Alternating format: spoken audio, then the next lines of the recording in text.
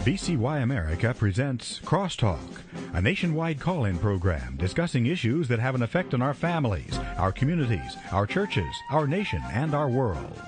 Crosstalk, an opportunity for you to voice your concerns for biblical principles. And now live by satellite and around the world on the internet at vcyamerica.org. Here is today's Crosstalk. Well, thank you, Mr. Morris, and good to have you with us on Crosstalk today. And, folks, our topic today is not going to be pleasant. So may I warn you that if you have little children, it might not be wise to have them in a place where they hear a lot of details. Now, we're not trying to be gross or anything like that, but we're going to be talking about some issues that are happening in our country that parents, Christian leaders, parents and church leaders and school teachers need to be aware of. And if you're raising teenagers today or young people, this is for you especially. Now, I remember way back in the days of Herod the King, when I was in third grade. The location was Holler, Minnesota. That's a suburb of International Falls. My dad was a pastor in that area, and I went to the Holler School. And I was about 3 blocks from our house. And I would walk from school back home every day, and after getting my nose bloodied a few times from bigger bullies and whatever, I started taking the alley to get home safer and quicker or whatever. I know what it's like to be a kid and getting abused and bloodied nose and running like you're scared, worried that somebody's going to pounce on you. It's not fun. But violence is something that goes clear back to the very first family. You remember the first 2 children Adam and Eve had, Cain and Abel? And when Cain became upset over a certain situation, he became violent and committed the first murder. But violence is as a result of sinful hearts in a country that, in essence, in my opinion, has turned their back on God, and we're seeing violence. Here we sit with iPads and iPods and computers that can not only print words, but can actually make plastic objects, can build things. We can sit and talk to one another on our little texting equipment and live in so-called society that is civilized, quote unquote. But what we're talking about today is something that, well, let me hit a couple items here. Something that's called knockout games. Knockout games. Now, the violent knockout game, as published by the Wall Street Journal, has become a national phenomenon. This is a group of teenagers in Syracuse allegedly played that resulted in violent random death of a 51-year-old man who has been a national phenomenon at least a decade. Reports of the game called knockout game, have surfaced in states such as Massachusetts, New Jersey, Illinois, and Missouri. And we're going to be talking about this because violence has become a game. Wasn't it some books written recently that depicted violence, where people were beat up, and if you killed someone, then your team got the food, and all of this type of thing? I don't even want to give the name of the book because it's so disgusting, but it's out there. But knockout games and violence are happening, and too often times people are sitting blinking like a toad in a hailstorm, saying, "Oh my, I didn't know anything about that." It's happening, folks, in your town. It's happening in our country. And as Christian leaders, as people who are concerned about our communities, we also need to be aware of the hazards that are out there that are literally taking the lives of people. And I really want you to meet today a gentleman who has written an award-winning book, a report. He's a columnist for WND, and is the author of a new book that is rather frightening, White Girls Bleed a Lot: The Return of Racial Violence to America and How the Media is Ignoring It. And with that, I want to say welcome, Cullen Flaherty. Welcome to Crosstalk. It is an honor to be here. Cullen, this stuff is, we want to close our eyes and say, no, it isn't so. But I'm reading stuff here. I've got a stack of papers in front of me that talk about mobs, knockout game rising alarms here. ready to play the knockout game. And we're talking, find a white person, but an Asian will do. Alone is better and more important. Older is better. Weak and defenseless, even more so. Where did this thing all come from, and where's it going, Colin? Well, it got popular in St. Louis, and just so we don't make this prettier than it really is. I want to make it as ugly as it really is. The knockout game is an example of black mob violence that has reached epidemic levels all over the country, and that's what I documented in my book, White Girl Bleed a Lot. And, it takes this racial violence takes a lot of different forms. Sometimes it's just for fun, like the knockout game started in St. Louis. Sometimes people die. Sometimes people just get beat up. And when that happens, the parent happened just in Rochester. Somebody read my article in WND, and he called me and he said, that just happened to my son. And he took him to the police, and the police said, well, that's just a minor crime. Oh, sure. But I will tell you that, I hear the 911 calls on this black mob violence all over the country.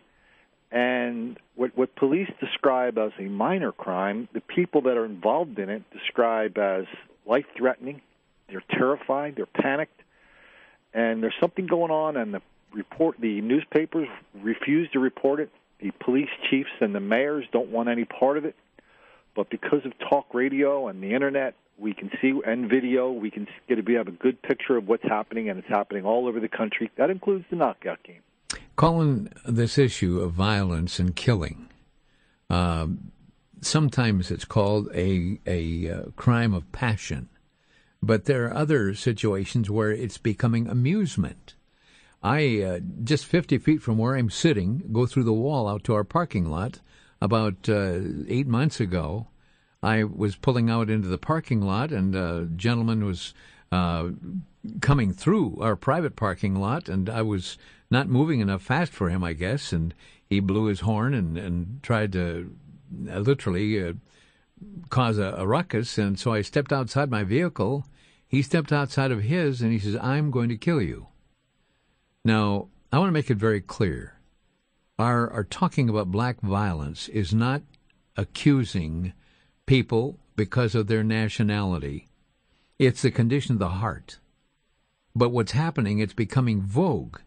And am I right, Colin, that it's becoming a plaything? It's a plaything, and often, you ever see a movie where criminals are doing something and they're laughing maniacally? And whenever I see that, I used to see that, I would say, well, that doesn't happen. Well, it does happen. It happens, and people beat people up seriously, and they laugh. And one guy was in Philadelphia. One guy was a victim of a black mob violence. He's getting beat up by a whole bunch of black people. And he's on the ground. He yells out, "Why are you doing this? Why are you doing this?"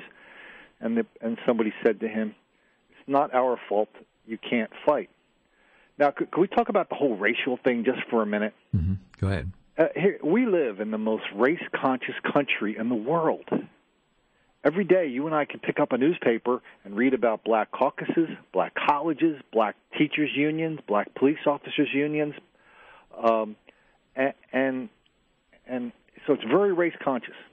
But when 1,000 people run down the streets of Philadelphia on several occasions, beating people up, pulling people out of cars, destroying property, doing all sorts of bad things, and it's all on video. And you present that video, and dozens like it to reporters, the same reporters who just were reporting on black caucuses and black colleges. They look at you and say, "Colin, we're colorblind." And so there's something going on. People are afraid to talk about it, and that's why my book is getting kind of well received around the country. Is people are just sighing. They're happy to be able to see something. They know what's happening. They're happy that somebody's writing about it without rancor, without racism, but also without apologies. So I'm just saying there's something going on out there, and guess what? It's all on video. Your book, White Girl Bleed a Lot, what's the background of this book? July 4th, Milwaukee, Wisconsin. Question for your audience. Maybe I didn't get out enough. Does anybody here know that Milwaukee is a hotbed of racial violence? Yes. I did not know that until I started doing the book. So July 4th, 50 to 100 black people go into a convenience store and loot the convenience store, all on video. They go 2 blocks away, meet up with 10 white kids, and they beat them up. Bad. And at one point, a black woman is standing over a white woman. She kind of motions to her friends, points down at the woman she is standing on top of, and she says to her friends, "White girl bleed a lot." They all thought that was very funny. Cops came. Cops did not even take a police report. Kids, the people who were beat up went to the police station the next day, and they said, "Did you find those people? Because I think they're on videotape at the convenience store." And the cop said, "I don't know what you're talking about. We don't even have a police report on this." And that happened. That happened in our town. Are you in Milwaukee right now? That's right. Milwaukee. I have a whole chapter on Milwaukee. Juneteenth, the Mayfair Mall. I've got 911 tapes from the Mayfair Mall outside of Milwaukee, which is just terrifying. And Milwaukee is I'm telling you, it's a hotbed of racial violence. I remember back in the 60s, late 60s here. I've been here since 59, so I've got a lot of history here. But I remember when there was racial tension and the riots were going on here. I remember when armored troop carriers were at intersections and when there was a curfew of 9 p.m. in Milwaukee. One evening I tried to drive into Milwaukee and the roads were blocked. And there were cars coming up from Chicago with explosives in the trunk. The city was quarantined. It was literally, there was a curfew at 9 o'clock. I remember standing outside our offices and watching the yellow flames leaping into the air as buildings were being burned down, and I saw squad cars with masking tapes and big X's in the glass to divert the aim of anybody that was going to shoot a police officer. Yeah, I can remember that stuff. And here's the thing. We don't even have to remember it because it's happening now. Yeah. One of my favorite videotapes is from Milwaukee for Juneteenth, which is June 16th coming up. They have another celebration in Milwaukee. It's a party in Milwaukee and all over the country to commemorate the day that slaves were freed. Mm-hmm. So there's a videotape of every year, 50, 75, 100 people get arrested at Juneteenth. Paper usually tries to ignore it.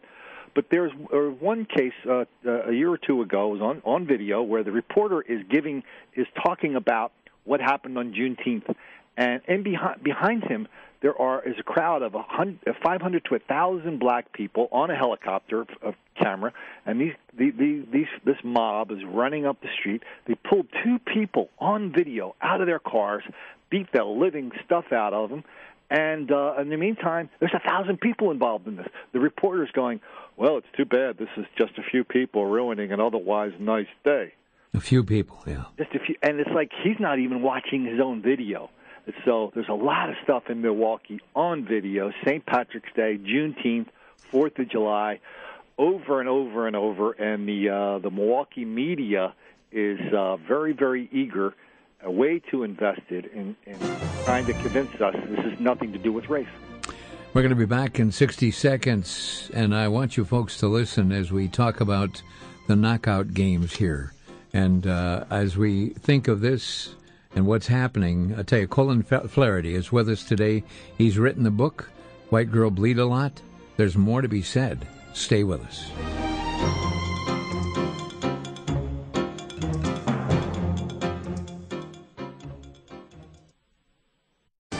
Back to Genesis with Dr. John Morris, Creation Seminar speaker with the Institute for Creation Research. Dr. Morris, after the flood, how did people and animals get to the Americas? Chris, anthropologists are almost unanimous in their conclusion that the primary migration was from Siberia to Alaska and then down through the Americas. Both animals and people followed this route. During this migration period, soon after Noah's flood, the Ice Age was occurring in the northern regions. So much ice and snow was trapped on land that it actually lowered sea level, exposing land bridges between continents. There would have been a 1,000-mile wide land bridge between Siberia and Alaska. As the Ice Age ended, the land bridge was submerged and whatever populations were here were trapped. What science has to say about migration is consistent with what the Bible has to say. The back to Genesis history makes sense out of the scientific evidence. You can find us on the web at www.icr.org.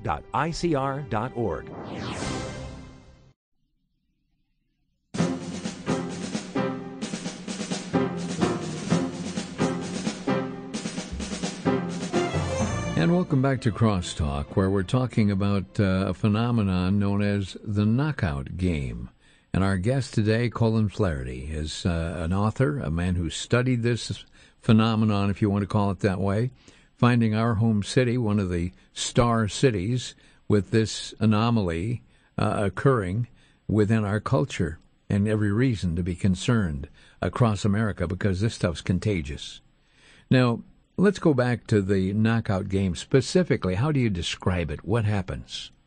Well, as practiced in St. Louis and all over the country, it's a pretty simple game. You gather a bunch of black people, find a white person, and you knock them out and punch them in the face as hard as you can until your arms are tired or that person is knocked out or dead. There's a judge in St. Louis 2 months ago who said one person alone in St. Louis is responsible for 300 cases of the knockout game. Hmm. Now, there's a term also, the knockout king. What's that about? That's a St. Louis variation of it. It's the guy. It's a gang. It's the guy who kind of invented it. He calls himself the knockout king, and they're very enthusiastic about that particular form of amusement in St. Louis. St. Louis is another place that has not just the knockout game, but you've got unbelievable amounts of black mob violence in the downtown. They have something called the Del Mar Loop, where hundreds of black people, hundreds on video, doing all sorts of mayhem. And the St. Louis media and the St. Louis police chief are just determined to not let anybody know this is a black thing, and they're just afraid of it. And I'm not afraid to talk about it because it tells me there's something very, very wrong happening. Well, as a broadcaster in this community for a long time, 50-some years now, I'm aware that this type of thing does not necessarily identify the black community. There are those within the black community who seek to do this, but it does not define the true heart of godly, God-fearing black people. And as we see this, it brings down a disgrace on any race where this type of behavior occurs. We think of the Puerto Rican situation. I remember talking to a gentleman who at one time had been involved in violence, and he would sleep with a .38 caliber revolver under his pillow. His name was Nicky Cruz. He was a man who carried a knife. He said he'd killed a number of people. He was, again, the situation. But this violence thing, Colin, back in the 80s, I became aware of a videographer in our community who was called on by law enforcement, would you believe, where he would go into and was invited into some basement operations whereby they had set up literally a theater to watch this kind of thing happen. And the abuse that went on, bare knuckles, whatever, until one went down in blood. And this, he was asked to take video and providing it to the police departments and law enforcement. Cameras that were shooting through a button in your vest or your jacket, undercover. But that videotape still exists. And when you see this type of thing, the man hating someone so much that they delight in the destruction and killing. In the Christian framework, we think of that as satanic because the devil is the one who would like to destroy anything that God's created. And there's no doubt in my mind there's an unbelievable alienation that exists among people who do this stuff from God.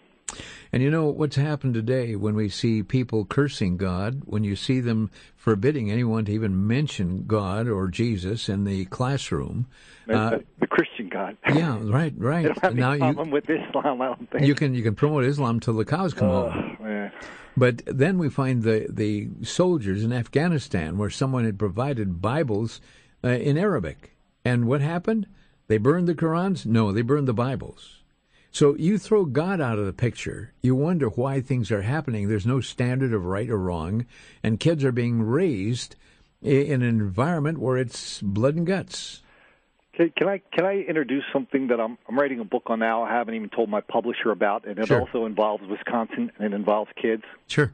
Do you remember last year when President Obama, there was a videotape released during the campaign of Obama introducing a professor named Derek Bell at Harvard of 1992. Okay. And this professor was very controversial because he was the inventor of something called critical race theory. Critical race theory says two things. Racism is everywhere, and racism is permanent. And so I thought, I didn't pay that much attention to it because I thought it was just a bunch of pointy-headed academics with another crazy academic theory.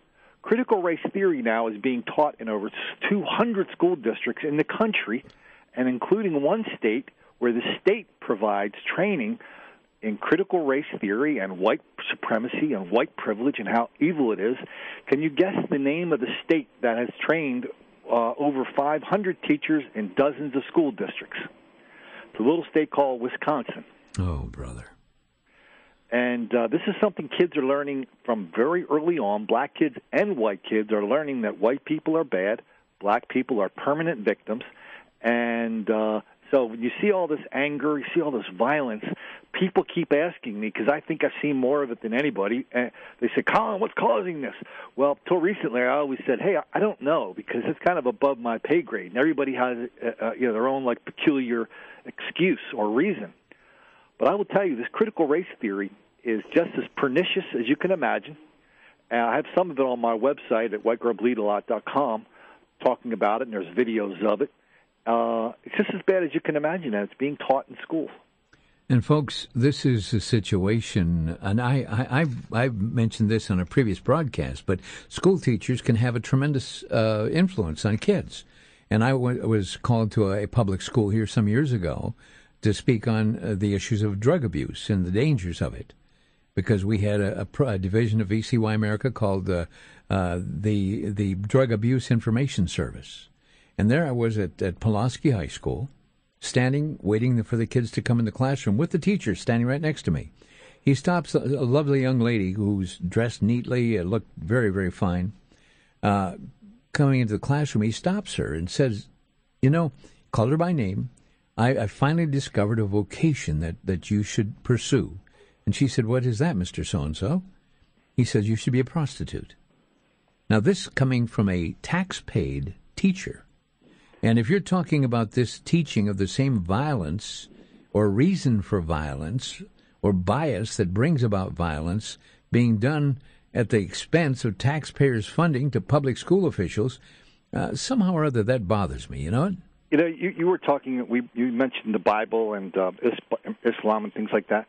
I find that the analogy between these two topics is almost exact, because there is just a willingness to completely ignore things that are happening right in front of us. Mm-hmm.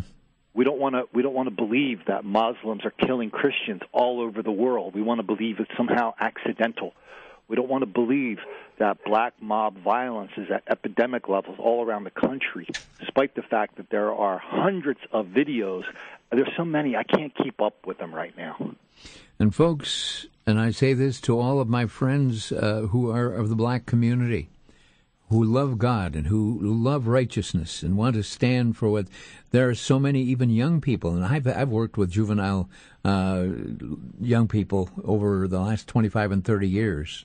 We run a camping program as well, and working with kids of color. And let me just say this, we love these kids, and we've had an opportunity to see many whose lives have been turned around from lives of violence.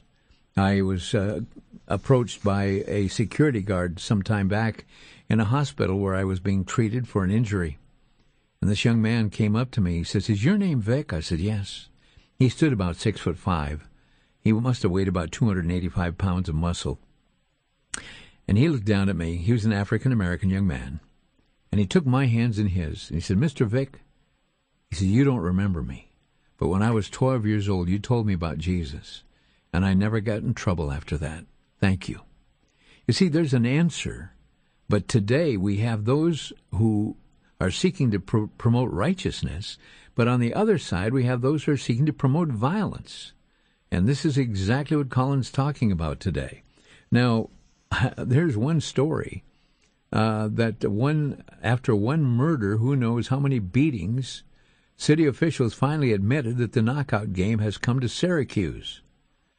Absent one fact, the knockout game is part of an epidemic of black mob violence played hundreds of times across the country. And it's documented in that book that you've got. Now, let me just say this. As we're talking about this, folks, we need to pray for our country. But number two, we need to look for leaders who will maintain righteousness and peace in our communities. Colin, I mentioned to you before the break that our sheriff, who's a black man, who's a God-fearing man, was my guest on TV here not too many weeks back, and he said to Milwaukee, people, help us, arm yourselves. And he said 911 will never reach you in time if you're being accosted by somebody with a gun or a knife. He said, arm yourself. Well, this dear sheriff has been accused by every liberal in the country for standing up for common sense and righteousness. Your thoughts, Colin? Guess what? That guy's a hero. I have a chapter in my book of people who do defend themselves, who do use guns to defend themselves against black mob violence. There was two cases. They happened on the same day. It was really eerie because they were almost identical. This is about a year ago. Guy in Kansas City comes home. He is home. He looks out the door. There are 50 black people throwing rocks and trying to break into his neighbor's house. A little old lady. He peeks his head out the window and says, hey, get out of there, you guys. Well, they decide they're going to descend on his house, Roger McBride's house, Kansas City. So they come to Roger's house. They start doing the same to him. He gets a rifle out and opens the door, shows the rifle. Everybody ran away. And actually, they went to another neighborhood where they continued their bad behavior. The same day in Philadelphia, the exact same thing happened. A mob of black people was angry at a white kid. They broke into his house, beat up the parents. Parents called the police. Police said, okay, get out of here, arrested a few people. The mob came back 2 hours later, threatened them. They said, if you go to court, we will kill you. So really, there's really two levels to this response to this book, right? The first top level is the macro level. Is there something going on in this country that we have to pay attention to, and it's something systematic that's way out of whack. But on the micro level, it is people, you better take much greater responsibility for your own personal safety. Colin, tell us where people can get your book. Easy to find at Amazon, easy to find at whitegirlbleedalot.com, easy to find at some bookstores. It'll be in a lot more bookstores in October. Well, this documents this phenomenon known as the knockout game, and this is anytime the Wall Street Journal makes this an issue, may I suggest that it has gone past the place of just a simple anomaly. This is something. Can I give you a famous example? I forgot my most famous example of the knockout game. It was in January. It was less than a couple of weeks after the University of Alabama, my favorite football team, the Crimson Tide, won the national championship game. 4 members of that team on the campus at 1 a.m., and they played the knockout game with one guy, stole his computer, beat him up very badly, and did it to 2 people the same night. They ended up catching him. 4 members of the football team playing the knockout game. We'll be right back. This is Crosstalk on VCY America.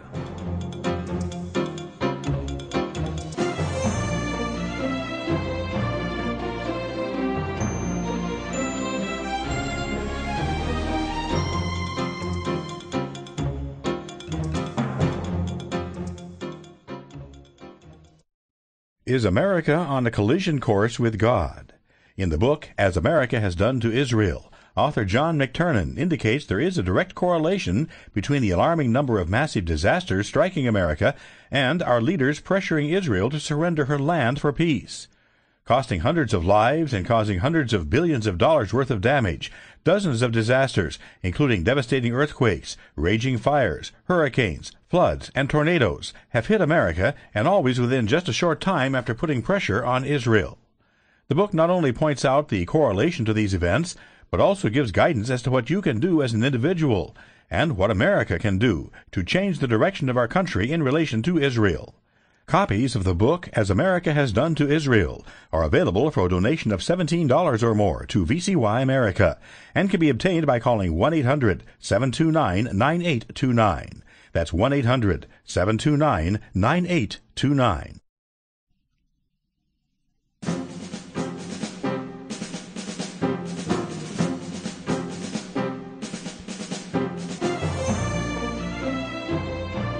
And welcome back to Crosstalk as we continue our visit here today with the topic that certainly we need to be concerned about.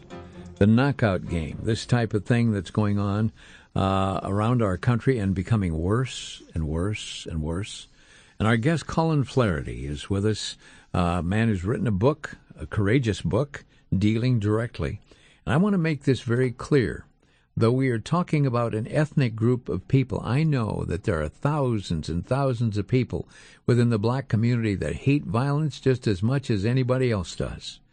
But the issue is when you have subversive forces and when you have those who are seeking to destroy our country and those who promote violence, well, you've got drug abuse, you've got all the other things, but sometimes just the thrill of killing somebody is something that is causing many people across this country, many of us, to get a concealed carry simply to preserve your safety. And this is something which certainly is no secret. I have a 9mm, I have a .380. I don't go around brandishing them, but from public exposure to what's going on, and yes, being threatened that I would be killed in my own parking lot, this is the kind of thing that does bring concern. Now, we need to pray for our country. But right now we're going to open our... I did have one story. Here in our community some years ago, there was a little lady, a black lady, who was in a wheelchair, upstairs apartment. And one evening she heard the glass being broken in her storm door and saw this arm reaching through and opening the lock on the inside. The next thing she knew, this individual came up the stairs, a man of the same ethnic background, with a big knife, and came in and said, "Give me your money." And the little lady said, all right, and so she rolled her wheelchair over to the cabinet there where the drawer, I guess it was, a bureau drawer, and instead of coming out with a wallet, she came out with a .38, and the man vanished from this earth into eternity. Now, may I say that violence is not something we promote, but violence is the outcropping of sin and wickedness, and the Bible says the heart of man is deceitful above all things and wicked. And may I say the only answer to that wickedness is to be converted, and that conversion comes through a relationship with the Savior, Jesus Christ. Now, we're going to open our phone lines right now, and I hope many of you will call in, even from Milwaukee. Our guest, Colin, has a lot of statistics that deal with our home city. Now, I want to say that there's a lot of good things in our town, too. But this, as he's well said, has been obscured many, many times. And I've got a police scanner. I can listen to the reports of violence and gangs activities and all this, and being involved with children's court for about 25 years, I'm no stranger. I've talked to one of the children's court's judges on the television and talked with her, finding out many of the issues that are facing our country today. Our phone number, 800-733-9829. Our guest is Colin, who has written this book, and I hope that many of you will call, share your thoughts. Get the book, Amazon.com or WND, and you'll find some very, very interesting reading. Well, Colin, the lines are already flashing. Great. By the way, that woman in the wheelchair, yes, wish I knew her name. I'd write, she's my hero.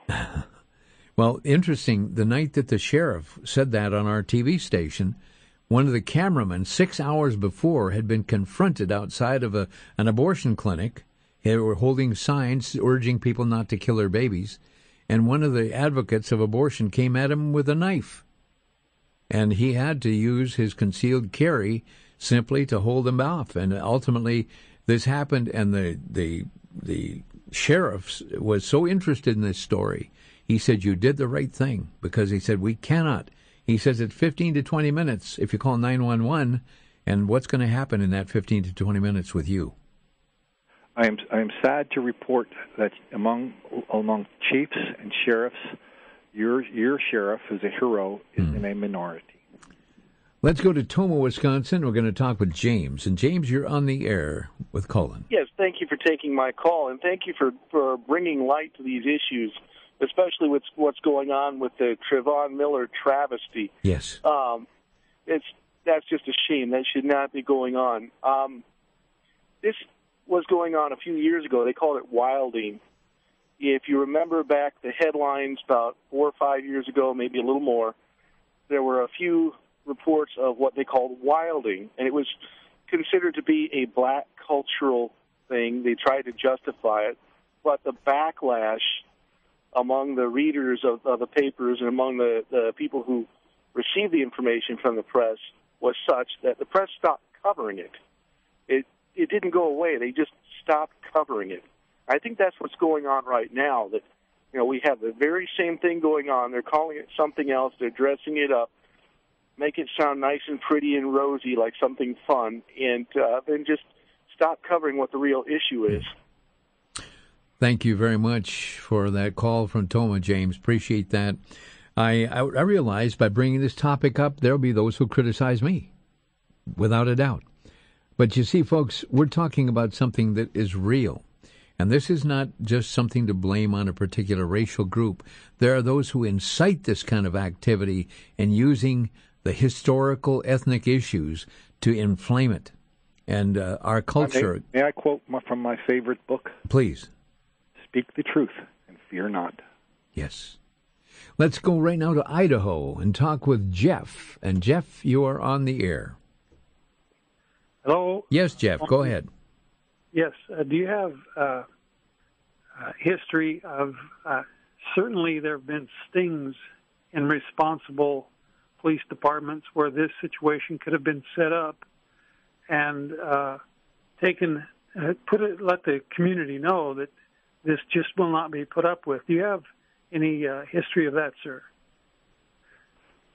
The police are overwhelmed. The stuff I'm reporting, I understand what wilding is. I also understand that everybody makes up new names to call it, so they can avoid calling it what it is, black mob violence.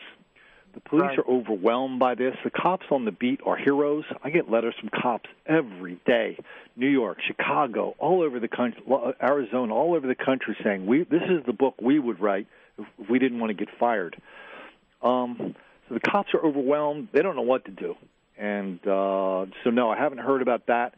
And really, there's really not that many examples of big police departments responding to this in an effective way. Thank you so much, Jeff, calling from the state of Idaho. Let's move on right now. And Mike in Bayview. Mike, our phone number, by the way, is 800-733-9829.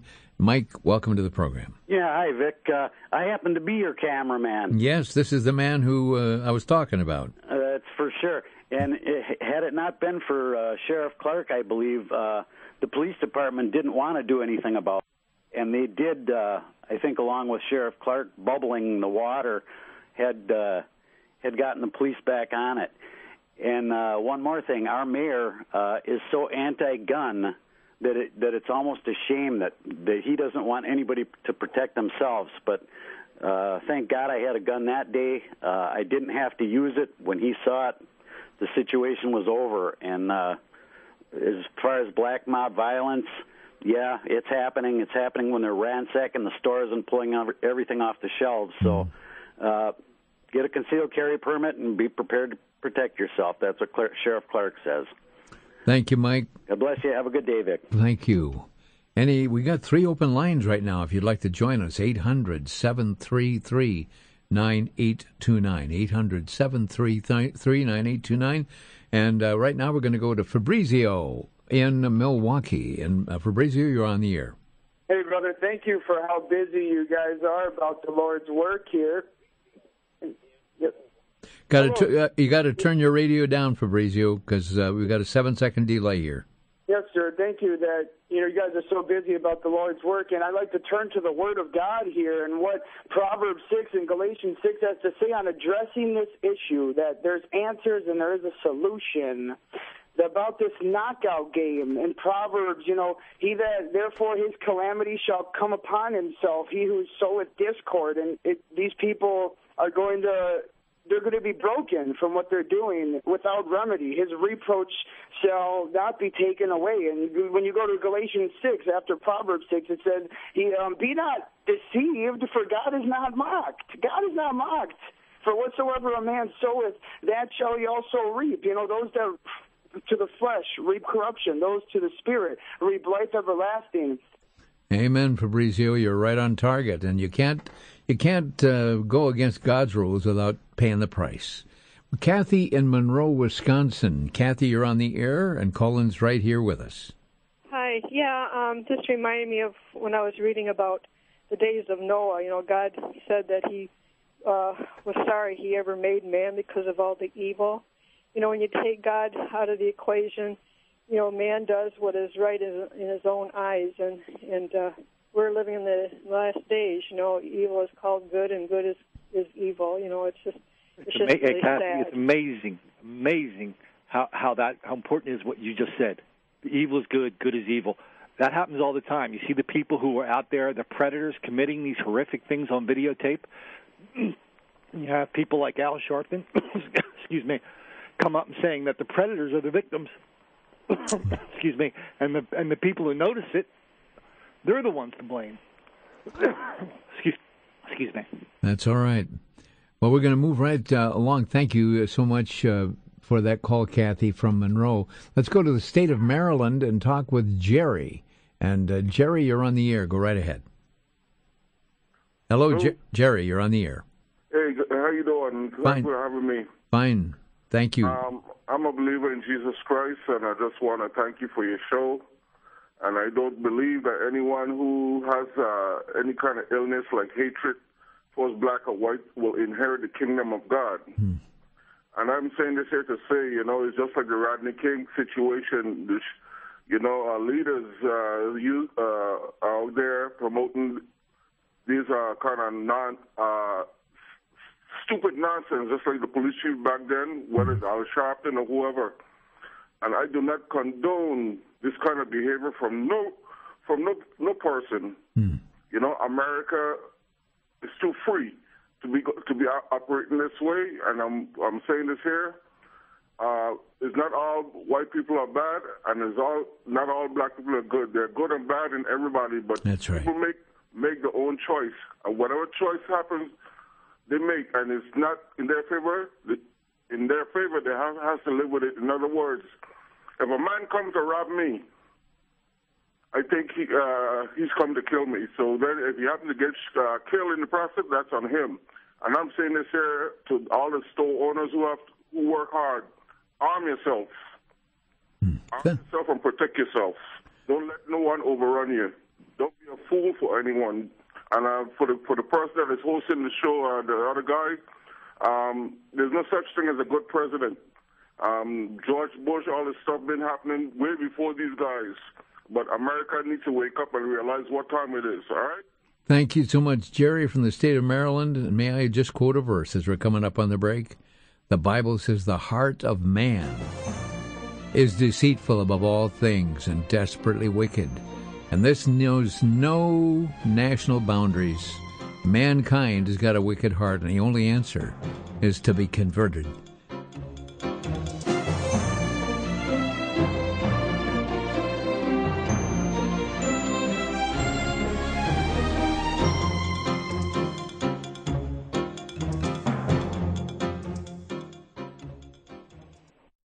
For the Worldview Weekend Minute, I'm Brandon House. Our website is worldviewweekend.com. We're continuing our series on a biblical worldview and money. 20 points, and today we're on point number 17, which is don't wear yourself out to become rich. Proverbs 23:4-5 speaks to this. The Bible tells us to put our hand to the plow and gain wealth over the course of time. Wealth to be a blessing to others, provide for our family, and further the gospel. But don't wear yourself out to become rich. That's an instruction from the Word of God.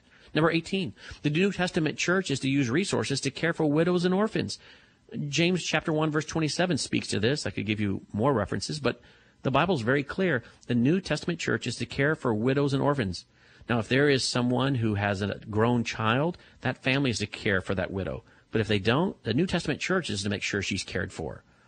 We'll continue next time on our last 2 points so that we might have a biblical worldview for money.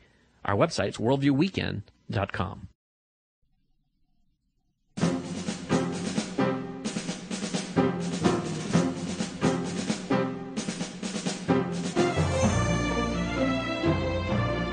And welcome back to Crosstalk, where today we're talking about a phenomenon that is dreadful to think about. But the object of the knockout game is simply to knock somebody out, to possibly even kill them. There are people facing life in prison because of the intentional taking on a project of killing somebody. There's a knockout game widow tells of the lonely life after her husband's murder. And we talk about a man that was 72 years old. And what a situation just for the sake of killing. And the issue, of course, is something that is a phenomenon that's growing in our community. And Colin is with us. Colin, once again, just a word about your book. Again, give us just a little more thumbnail as to what it says. The book is called White Girl Bleed a Lot. It's about an epidemic of black mob violence around the country and how the newspapers are ignoring it. Okay, and it's available in Amazon.com. Black Girl... White Girl Bleed a Lot. Okay. Easy to find at my website, easy to find at Amazon. All right. Let's go to the state of Oregon, Central Point, Oregon, and talk with Karen. And Karen, you've been very patient. You're on the air. Oh, hi. Yes. First, it just absolutely breaks my heart that there is so little value placed on human life with so many people in the world nowadays. But I had a scary experience the other night, and it was kind of a wake-up call for me. My husband and I both work nights, and he works an hour later than I do. So I was getting home, and we live out in the country, shortly before midnight, and there's all these sheriff's cars. There's a wrecked car. And anyway, I couldn't even get through to get to my house, and it was right next to my house, so I asked the sheriff, is it safe for me to go into my home? And he said, well, I'm going to send an officer with you. We were on a high-speed chase. They crashed the car, and the two guys are loose on foot. So they came to my property with me, searched all around with flashlights, and said it looked okay. I called my husband and said, don't waste time chitty-chatting with anyone after work. Please come straight home. And I had the Louisville Slugger bat with me, but that was a wake-up call to me. He does have a gun. I don't know how to use it, and now he's going to have to show me how to use it because I'm not a fearful person, but, I was slightly uncomfortable just sitting there with a baseball bat for the hour until he got home. Thank you. I need to learn how to protect myself. Karen from the state of Oregon, thank you so much for calling today. Appreciate it. Okay, Stevens Point, Wisconsin, very quickly, and Kirk, you're on the air. Hey there. I was listening to your program, and I'm wondering why you guys keep on singling out. It seems like you're singling out at least one ethnic group specifically when. It's easy to make the connection that you're saying that, and it's not even that you are saying that, but it's easy to make the connection as a listener that one ethnic group is any more evil per se than another ethnic group. Like for instance, the story of the woman in the wheelchair or whatever that came out with a 38 or whatever. Yeah. She could have as easily been a white woman, but you guys made a point to say that she was a black woman and that the perpetrator was of the same ethnicity. And yes, because the reason I said it, sir, without starting some kind of a silly debate here, but the reason I said it is because there is violence among other races as well.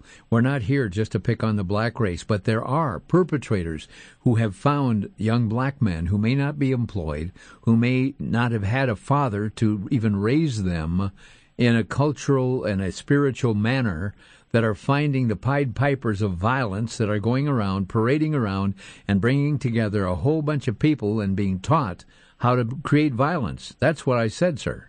True, but that happens with all ethnicities. So, sir, you're going to argue. May I take a whack at this one? Go ahead. You got about 3 minutes. Here's the thing, and it speaks well that you feel very uncomfortable when somebody like me talks about an epidemic of black mob violence. But the fact of the matter is this: the black mob violence exists in exponentially out of proportion. I've documented more than 500 cases in the last couple of years, many on video. And every day we live in a very race-conscious society of black caucuses and black colleges and black churches, and now epidemic black mob violence. And there's something going on. And I don't know what the cause is. I don't know what the solution is. But I do know that whatever it is, the first step is going to be telling the truth as it exists, not about what we hope it would be. This is way, way, way out of proportion. And you know what? When I talk to black people about this, they shrug their shoulders and go, yeah, we know. What are you going to do? The people who go crazy about this are the liberals who they're the ones who deny it. They're the ones who I wrote this book for, because when you're done reading the book, you basically cannot deny this problem exists. We have about 1 minute left. And again, just a little of your background there, Colin, as you've been a writer now and concerned about this for how long? Well, I've been writing about race for a long time. I was a ghostwriter for the first black chair of the U.S. Commission on Civil Rights. I wrote a big story that got a black man out of prison after I showed he was unjustly convicted. That was on NPR, Court TV. That was a very big deal. I thought that was going to be a movie. So I thought I was kind of out of the reporting racket. Then I started seeing all this black mob violence on video all over the country. I started showing it to people. They kept denying that race had anything to do with anything. And so I thought, you know what, there's too many people denying this. I need to write a book about it. Well, I want to thank you very much for sharing with us today. And folks, the issue here is the violence.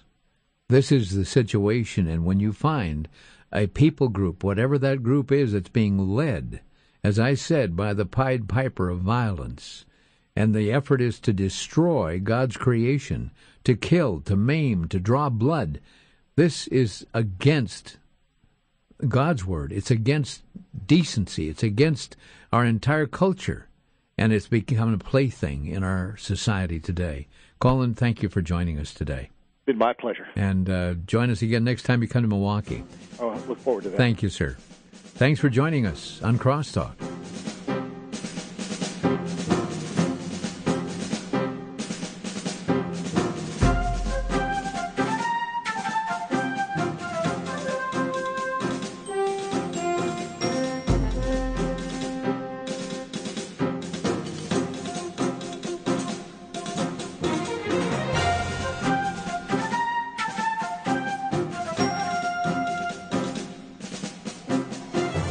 Listening to Crosstalk via satellite and the internet from VCY America. Views expressed may or may not be those of this station. For a CD of today's program, send a donation of $6 or more to VCY Take Ministry, 3434 West Kilbourne Avenue, Milwaukee, Wisconsin 53208, or download by RSS or podcast from crosstalkamerica.com. And join us again for Crosstalk.